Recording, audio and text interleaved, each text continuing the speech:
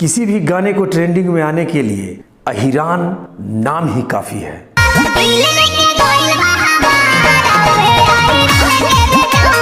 पवन खेसारी को भी पीछे छोड़ इस बच्ची का गाना इंस्टाग्राम पे नंबर 1 ट्रेंडिंग में है। सोनम यादव ऑफिशियल इस आईडी पे 1 लाख से भी ज्यादा लड़कियां इस गाने पे रील्स बना चुकी है।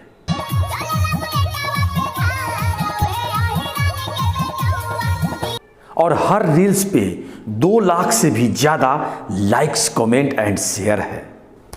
इसे कहते हैं असली अहिरान पावर।